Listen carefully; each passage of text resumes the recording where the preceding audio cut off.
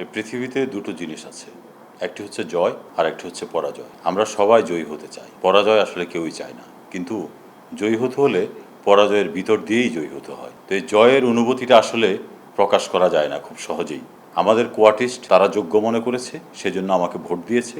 এই দায়িত্ব কঠিন, আমি এই দায়িত্ব পালন করতে চাই এবং তাদেরকে এই কাজের মাধ্যমে তারা যে আমাকে জয়ী করেছে, আমি পরিপূর্ণ আমার দায়িত্বটা পালন করতে পারলেই আমি হ্যাপি হব।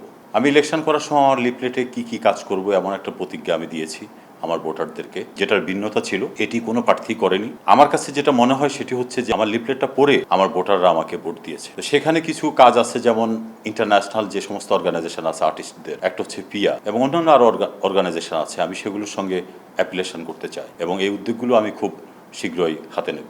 এই দায়িত্বটা অনেক কঠিন। ইন্টারন্যাশনাল অ্যাফেয়ার্স সেক্রেটারি, প্রথমত আমি দেখব বিগত দিনে আমাদের এই পদটার জন্য কারা কি করেছে, কতটুকু কাজ বাকি আছে বা কিছু বাকি আছে কিনা, এবং ভবিষ্যতে পরিকল্পনা অনুযায়ী আমি কতদূর নিয়ে যেতে পারি এই ইন্টারন্যাশনাল কমিউনিকেশন। সব কিছুর ঊর্ধ্বে হবে যদি আমরা আমাদের সিনেমাটাকে ফিরিয়ে নিয়ে আসতে পারি। আমি মূল কথা বলবো, আমাদের ইন্ডাস্ট্রিতে যে সমস্ত প্রডিউসার ইনভেস্ট করে, প্রডিউস করে, তারা তাদের মূলধনও ফেরত পায় না। তা আমরা খুব শীঘ্রই আমরা চেষ্টা করব যে আমাদের প্রডিউসারদের ইনভেস্টমেন্ট সিকিউর করা যায় কিভাবে। আপনাদের মাধ্যমে একটা তথ্য আমি দিতে চাই, চায়নার মতো একটা কান্ট্রিতে ইয়ারলি $9 বিলিয়ন তাদের রেভিনিউ হয় সিনেমা থেকে, অথচ আমরাও 20 কোটি জনগোষ্ঠীর একটি দেশ, সেখানে $2 বিলিয়ন আমাদের রেভিনিউ আসার কথা, কিন্তু আমাদের ইন্ডাস্ট্রি নষ্ট হয়ে গেছে। চায়নাতে আমি আর একটা জিনিস লক্ষ্য করেছি, আমি কিছু ডাটা দেখেছি, সেই ডাটার মধ্যে আমি পেয়েছি সিনেপ্লেক্স এবং অন্যান্য জায়গা থেকে প্রডিউসাররা অন্তত 50% টাকা টিকেটের পায়, আমরা সেখানে 20%, 30% এরকম টাকা পাই। তা আমরাও সরকারের কাছে অনুরোধ করব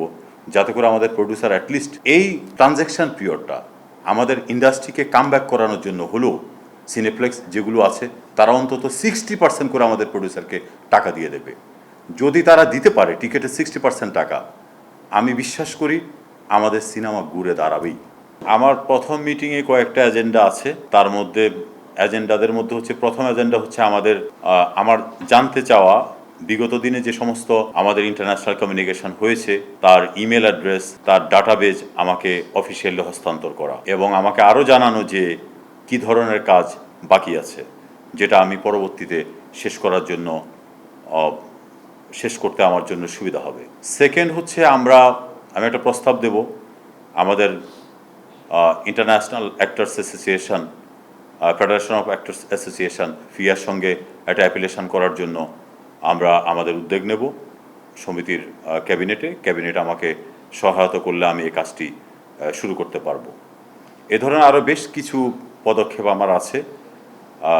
আমাকে আসলে প্রথম ক্যাবিনেটে যাওয়ার পরে, মিটিং করার পরে, আগামীতে আমি এজেন্ডাগুলো কিভাবে সাজাবো, কিভাবে দেব, সেটা নিয়ে আমি চিন্তা করতে পারবো। আমি বলি একটা কথা, 1976-এ প্রবাবলি 25 নভেম্বর আমাদের দেশে একটা মুভি রিলিজ হয়, দ্য রেইন। তার কিছুদিন পরেই আমাদের প্রয়াত শহীদ প্রেসিডেন্ট জিয়াউর রহমান ক্ষমতায় আসার পরবর্তীতে জার্মানিতে যায়। তখন সাংবাদিকরা ওনাকে নিয়ে কলাম লিখেছিল যে দ্য রেইনের প্রেসিডেন্ট এসেছিল। আপনারা জানেন কিনা আমি ঠিক জানি না। তার পরবর্তী সময়ে বাংলাদেশে এখন পর্যন্ত কোনো সিনেমা তৈরি হয়নি যেটাকে সরকার প্রধান সরাসরি রিপ্রেজেন্ট করতে পারবে অন্যান্য দেশে। আমি চেষ্টা করব আমার এই 2 বছর মেয়াদকালে কি করে একটি ভালো সিনেমা তৈরি করে অন্তত আমাদের দেশে সরকার প্রধান যিনি আছেন জনাব তারেক রহমান, যাতে করে আমাদের মুভি নিয়ে বিদেশে বলতে পারে যে এটি আমাদের বাংলাদেশের চলচ্চিত্র।